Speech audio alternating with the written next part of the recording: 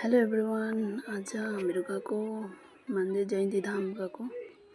हाम्रो सासूले भाकल राख्नु भएको थियो अनि त्यो पुरा गर्नु गएको। अनि यो सब पनि अब हामीहरू गाडी रिजर्भ गरेर गएको। यिनीहरू पनि हाम्रो गाउँकै हो।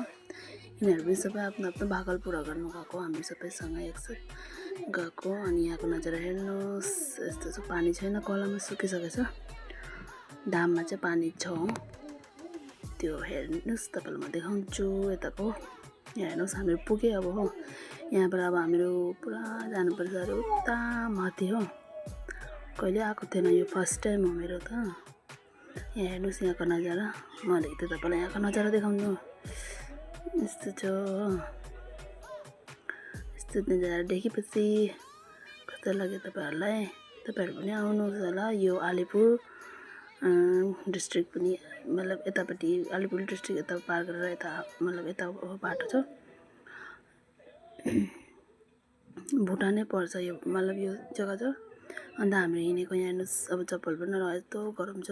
अन्त खाली खुट्टा सबैजना जाँदैछ। ऊ त्यो मेरो नानी र मेरो सासूआमा चाहिँ गरेर जानुहुँदैछ हो। अन्त हामीहरू यहाँबाट अब गएर ऊ माथि जानुपर्ने अरे हो। हेर्नुहोस् यहाँको पानी नै छैन, किनकि यहाँ अब ठन्डा दिनले गर्दा अब गरम दिन भएपछि चाहिँ पानी आउँछ होला। अलिअलि चाहिँ छ पानी। यताउति यो दोकान गर्ने मान्छेहरू हो अलिअलि। अरू दोकान सामान 5 रुपियाँ, सिगारलाई पनि 10 रुपियाँ भन्छ हो। त्यही दाम। अन्त हाम्रो यहाँ पुगेको मन्दिर। यहाँ झर्ना हेर्नुहोस्। अन्त यी पूजा पनि अब गऱ्यो। मेरो छोराले घन्टी बजाउँदैछ हो।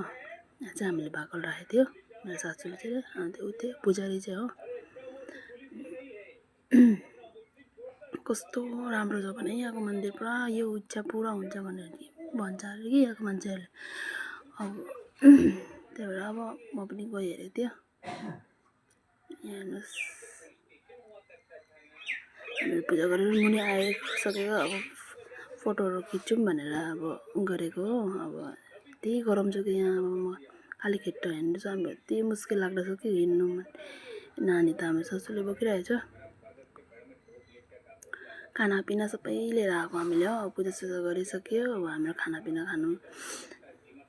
मतलब बादमा खान्छु अब। अनि यहाँ हेर्नुहोस्, मान्छेहरू नुहाउने पनि नुहाइरहेछ हो। हामीहरू कपडा लिएको भए त नुहाउनु हुन्थ्यो। खै ल्याएन हामीले त कपडा। यहाँको माथिको नजारा हेर्नुहोस्। कस्तो दामी छ। नुहाउनु पनि लागेको छ हौ पानी देखेर त। यहाँ हेर्नुहोस् न, उहाँ पनि झर्ना परिरहेछ। मान्छेहरू पानी थाप्दैछ। यति सफा छ पानी। फेरि यहाँ हेर्नुहोस् त कति क्लियर पानी छ।